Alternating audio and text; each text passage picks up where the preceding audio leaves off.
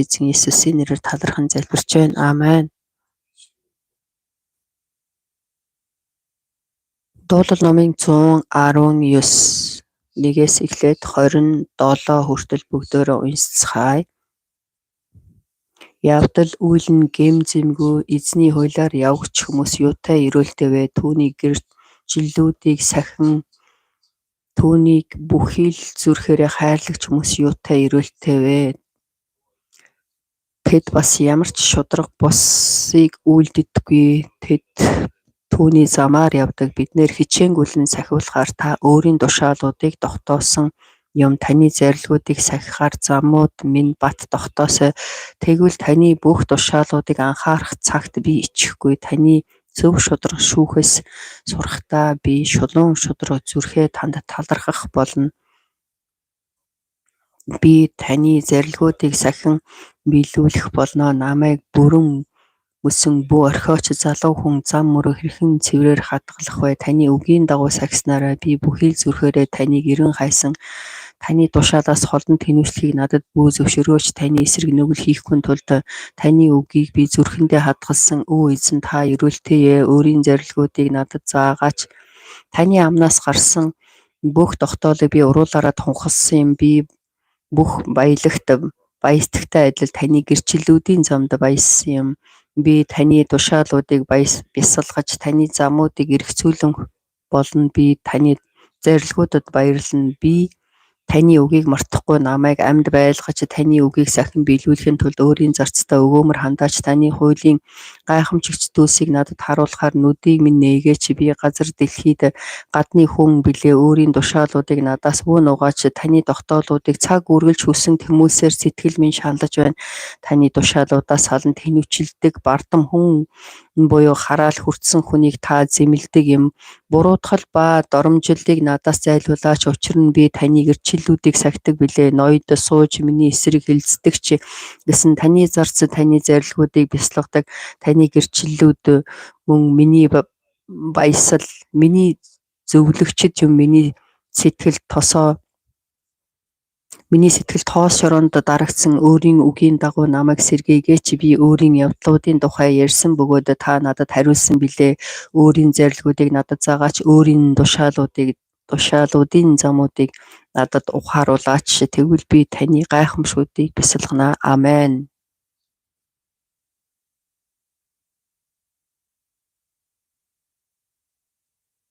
За энэ дээр бол дуулал ном ихэр гайхамшигтай 119.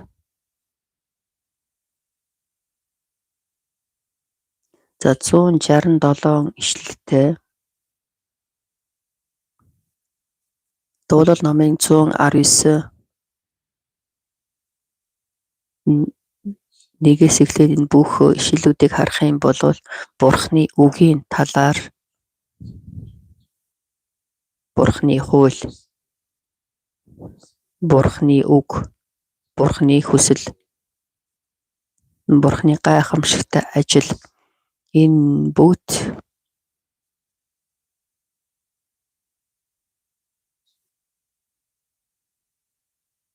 за Есүс Христэд Бурханд итгэж байгаа хүний байр суурь, түүний төв, зүрх сэтгэлийн бол илэрхийлэл байна. Дуулал номын 119-ийг харах юм бол эхлэлээс эхлээд үүс.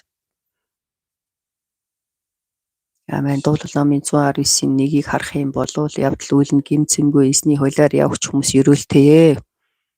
Юутай эрүүлтэвэ? Тэгэхээр бид нар хуучин гэрээг уншихдаа хуучин гэрээний энэ үгийг бид нар ойлгохгүй байх юм бол төөрөх боломжтой.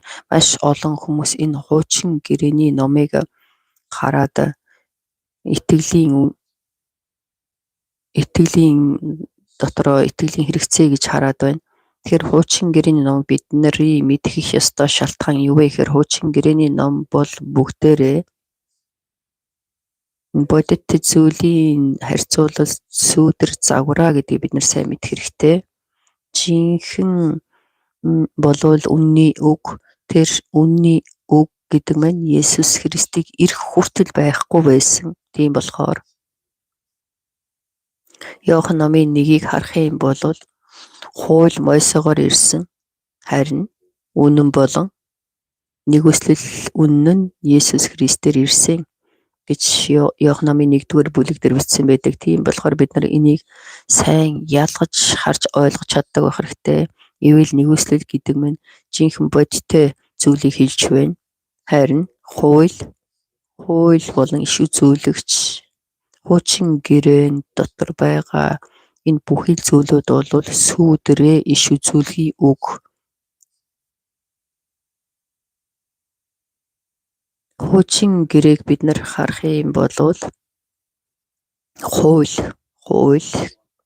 хууль гэж бид нар харна. Дуулал номын 119-ийг харах юм бол тушаал хууль гэж бол гарч байна.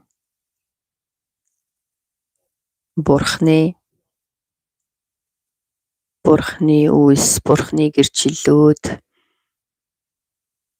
дөрвийг харах юм бол биднэр хичээнгүйлэн сахиулахаар та өөрийн тушаалуудыг тогтоосон юм. Тэгэхээр энэ үгнүүдийг харах юм бол энэ хуучин гэрээг бол хэлж байна. Хуучин гэрээний номыг бид нар харахдаа хууль болон тушаал гэж бол гарч байна. Тэгэхээр энийг бол бидний мэдэх ёстой зүйл юу вэ гэхээр хуулиар Бурхны тогтоосон зүйл бол асар майхан байгаа. Асар майхан дараа нь чулуугаар босгосон сүм. Тэгэхээр үгийг харах юм бол Еврей номын 9-10 дугаар бүлэг дээр түүн дээр гарч байгаа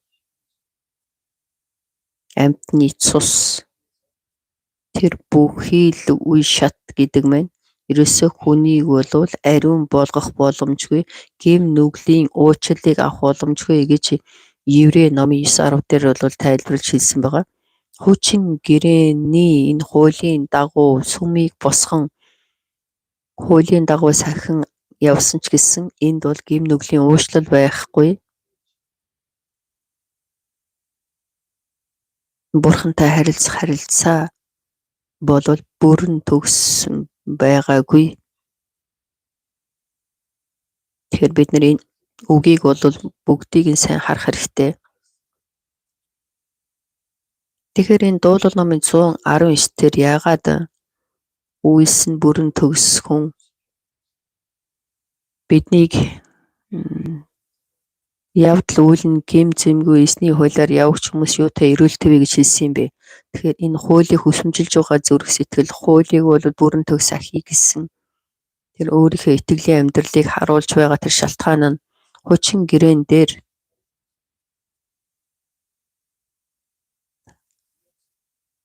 түүний хүлээн авах хийх ёстой зүйл гэдэг нь хуулийг сахих үлдэх байсан.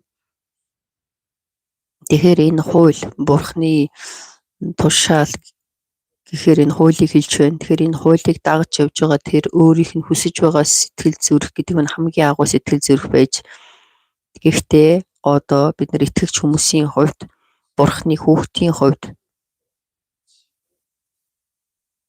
Есүс Христийн сүм чуулганы хувьд бий болсон Есүс Христийн бий болсон сүм чуулганы хувьд хуучин гэрээн дээр энэ хуулийг дагаж байгаа шиг бид нар хуулийг эцсээ хүртэл тэр хуучин гэрээний хүмүүс шиг дагаж хийж үйлдэж би бүрэн төгс болж би өрөөгдөн миний амьдрал Бурхны ивэл эрүүл байна гэж харж бол болохгүй. За бүгдөө үгийг харъя.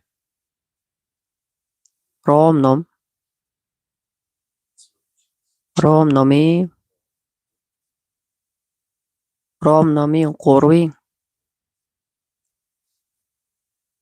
19-с эхлээд Ром номын 3-ын 19-с эхлээд 24 хүртэл уншъя. Хуулийн хэлж байгаа болгон хуулийн дор байгч хүмүүстэй ханддан ярьдаг гэдгийг бид мэддэг. Ингэснээрээ ам болгон таглагдаж ертөнц даяар Бурхны өмнө буруутгах болно. Яагаад гэвэл ямар ч мах би хуулийн үлсээр түүний өмнө зөвтгөхдөггүй. Хуулиар нүглийн мэдлэг ирдэг юм. Харин идүүгээ Бурхны зөв нь хуулиар ангид илэрхийлэгдэв. Үүнийг хууль ба иш үзүүлэгчид гэрчилсэн юм. Есүс Христэд итгэх итгэлээрээ Бурхны зөвхт нь итгэгч бүх хүнд байна. Ялгуурлал байхгүй. Бүгд нүгэл үйлснээр Бурхны алдарт хүрдэг. Харин Христ Есүс дотор золилтоор дамжуулан түүний нэгүслэр үнгүй зөвтгөгдсөн билээ. Амен. Ром 3-ын 19-24 хүртэл уншлаа. Тэгэхээр энэ 20-ыг харах юм бол 20 дээр яагаад гэвэл ямар ч махан бие хуулийн үйлсээр түүний өмнө зөвтгөгдөхгүй хуулиар нүглийн мэдлэг ирдэг юм аа.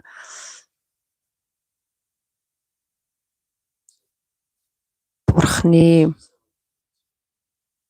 шинэ гэрээн дээр ирсэн Бурхны хүүгийн мах цусыг эзсэн тэр хүмүүсийн ойлгосон ойлголт бөгөөд бид нар хичнээн хуулийн дагуу амьдарсан ч гэсэн энд бол Бурхны өмнө зөвтгөгдөх боломжгүй. Амен. Тэр зам бол бүрэн төгс биш. Бурхны өмнө ивэл нэгүслийг авах боломжгүй. Хуулиар амьдарч байгаа хүн. Яагаад тэгэхээр хуулийн хариулт нь гэм нүглийн хариулт нь үхлээ. Тэр хэмжээгээр хуулийг бид нар хичнээн дагсан ч гэсэн энд бол хязгаар гэж байна. 24 дээр харах юм бол Ром номын 3-ын 24 дээр харин Христ Есүс доторх зорилтоор дамжуулан түүний нэгүслэр үнгүй зөвтгөгдсөн билээ. Амен. Энэ бол жинхэнэ бодтой. Бид нар хичнээн би өөрийнхөө зүрх сэтгэлийг хичнээн хуулийг сахихыг хүссэн ч гэсэн хуулийн үлсээр би бүрэн төгс Бурхны зөвтгөх боломжгүй. Тийм болохоор зөвтгөгдөх тэр шалтгаан нь юу вэ гэхээр бид нар бол эцсээ хүртэл хуулийг хичнээн сахин хийж үлдэх гэж дасгал сургууль хийсэн ч гэсэн хууль гэдэг нь өөрийн гэсэн хязгаартай. Миний хувьд бол гэм нүгэл ямар их вэ гэсэн тэр ойлгож мэдэх хүн бол ховор. Тэгэхээр би хичнээн хүсэн тэмүүлж зөв амьдрахыг хүссэн ч миний хийж байгаа үйлсд ямар их асуудал байна гэж харна. Яагаад тэгэхээр миний хувьд бол тэгэхээсээр арга байхгүй ерөөл үгүй хуучин гэрээн дээр хичнээн ойлгосон ч гэсэн ерөөсөө хязгаартай. Тийм учраас Бурхны хүү цорын ганц хүү Есүс Христийн ертөнцийн ирж тэр ирснээрээ бидний гэм нүглийг төлөө золиосуулж намайг уучлан бид нар түүний дотор байж бид нар түүнээс уучлалыг авч гэм нүглээс бид нар уучлагдсан түүний амьд түүний цусаар би угаагдан би Бурхны хүүхэд болно. Зөвтгөгднөө. Амен. Тэгэхээр энэ бол шинэ гэрээн дээр заавал бид нар энийг ойлгох хэрэгтэй. Би хичнээн сайн байсан ч гэсэн энэ ариун байдал гэдэг нь зөвхөн Есүс Христийн дотор л байна. Одоо ч гэсэн би бол итгэлийн амьдралаар маш сайн амьдарч байна. Хуулийг бол би хай гэж хэлж байгаа юм биш шүү. Би Бурхны хүүхдийн хувьд гэм нүглээс уучлагдсан зөвхт болсон хүний хувьд ариун сүнсээр бүхэл Бурхны хүслийг хийж үлдэх нэгэн шүү дээ. Тэгэхээр энэ хууль бол бидний дотор хамаатай. Тэгэхээр хуулийн дотор байгаа энэ ариун энэ зүйлүүдийг бид нар хийн гэдэг нь ариун сүнсний хүч чадлаар л хийн.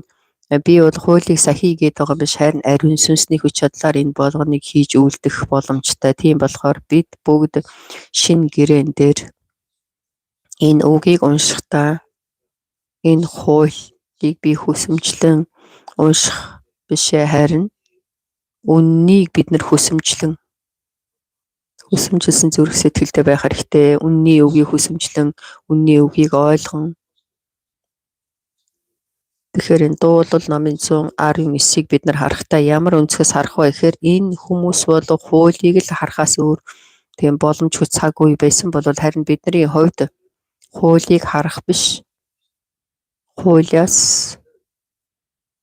Хуулийн тэр удирдах байгаа зам хаашаа явж байна гэхээр үнэн рүү явж байна. Тэгэхээр бид нар бол үннийг сахиж үйлдсэн хүмүүс болох хэрэгтэй. Үннийг харсан итгэгч нар байх хэрэгтэй. Үнний үгийг эцээ хүртэл үнний үгэнд дуулууртай байж эцээ хүртэл үнний үгийг ойлгосон итгэгч нар байх хэрэгтэй. Амен. Тэгэхээр энийг харах юм бол Дуулал номын 119-ийн 11-ийг харах юм бол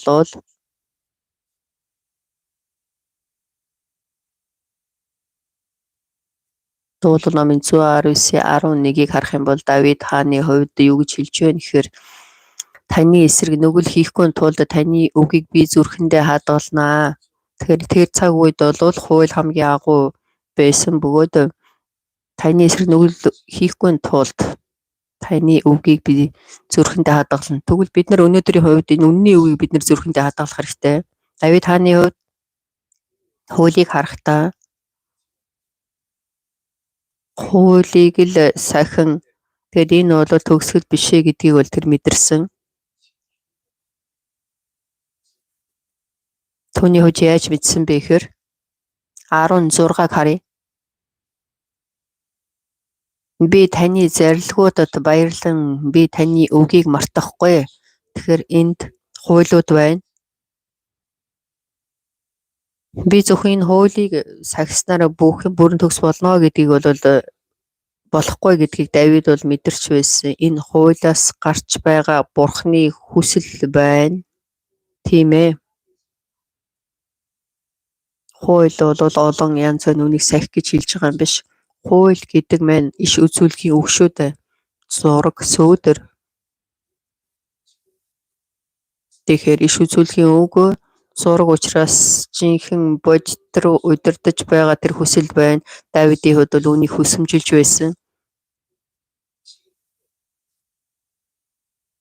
Бурхны энэ хуулинд баясан түүний хүслийг мэдхийг хүсэж байна гэсэн үгийг энд хэлсэн. Таны зарилгуудад баярлан би таны үгийг мартахгүй. Бурхан минь таны өрөөлийг мартахгүй гэд Давидын хувьд бол хуулийн дотор зогсож байна. Энэ хууль бол бүгд биш ээ. Энэ хуулийн дотор бол тайлбарлаж байгаа зүйлүүд байна. Тэгэд 18-ыг харах юм бол таны хуулийн гайхамшигт зүйлсийг надад харуулахаар нүдийг минь нээгээч. Энэ бол гол төвн байна. Бурхны хууль байна. Миний нүдийг нээгээч. Бурхан минь энэ хууль яагаад байгаа юм бэ? Яагаад бид нар мал өргөж энэ сүм дотор ийм зүйлүүд байх ёстой юм?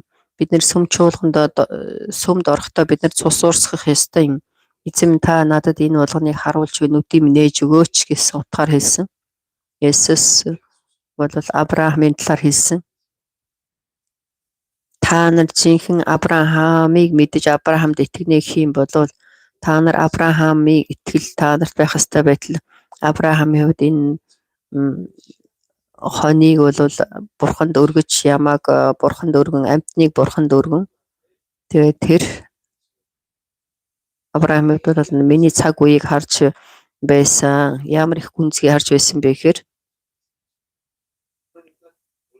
Бурханд бол тэр дахлыг өргөн тэр цусыг амьтны цусыг урсган тэр хүртэл бол итгэвтэй хийх биш харин тэр утгыг бол ойлгосон. Хуучин гэрэн дээр байсан хүмүүс бол хуулийг дагж хийж байсан хүмүүс байсан ба энэ тал дээр бол хуулийн энэ тал дээр бол Бурхны хүсэл байгаа гэж итгэлээ харуулan тэгээ энэ зүйлүүдийг бол ойлгож байсан шиг Давидын хааны хувьд бол Бурхны надад өгсөн энэ иш үзүүлэг гэрээ Бурхны мөнхийн хүсэл биелэгдэх ёстой. Түүнийг мэдхийг хүсэж байсан.